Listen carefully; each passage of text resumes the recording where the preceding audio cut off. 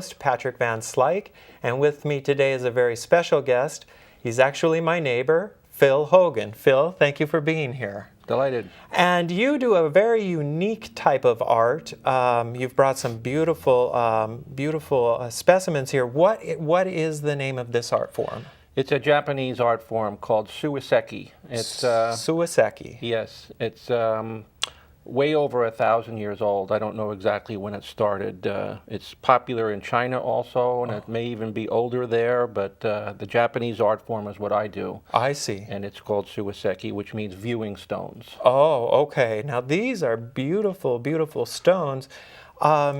This one especially, have you touched that up in some way? No, that's exactly the way it was found. It was a gift to me from my friend Al, who taught me how to make the bases that hold these stones. Oh. He found it in the desert in somewhere in the Mojave called Dumont Dunes, and it's no longer legal to go searching for stones there any longer. Oh, but, wow.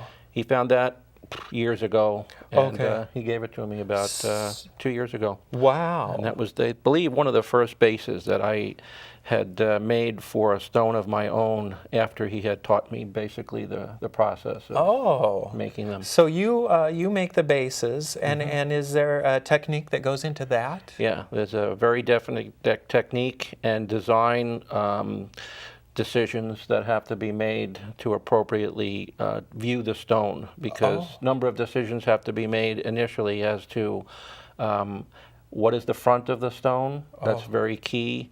And then what angles the stone should be displayed at, both this way and that way. And that fair amount of effort goes into determining what the exact proper way to view a particular stone is before you get started making a base for it. So that's where your artistic input sort of comes into it. Right. You're deciding which is the front side and how you want it to be viewed. Exactly. And not only the front and the angles, but the actual viewing line of the stone is very, very critical. For example, in this one right here, you'll see this base here covers an up and down movement around the stone. Oh, yes. And when we have the stone to start with, we want to determine how much of it we want to display.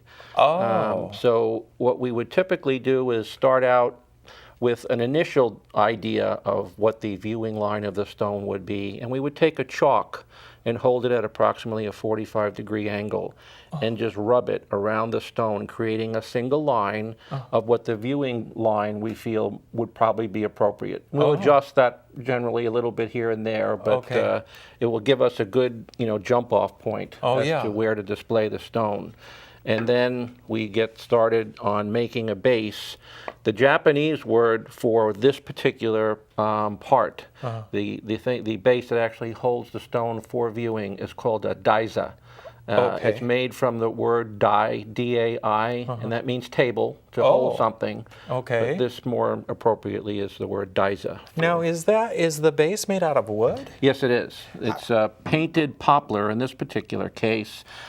We do a fair amount of that because many of the people that are into this hobby would like to keep the cost down for the base, because it's many hours generally that's involved in making them. And but some people would like to have it made out of a very nice piece of hardwood like walnut. It's considerably more expensive to make this same base out of a solid piece of walnut that's not going to be painted but stained and then very nicely finished. I see. Like a piece of furniture. Oh, sure. So all three of these are actually poplar that have been painted, but the process to get the stone to make a perfect fit is very similar, regardless of whether you're using walnut or poplar. Okay, well, let's take a break, and when we come back, what I'd like to do is ask you a little bit more about what goes into the base. Okay, sure. Okay, so hang with us. We're talking with Phil Hogan, my neighbor and a very unique artist, and we'll talk more about this unique art form when we come back.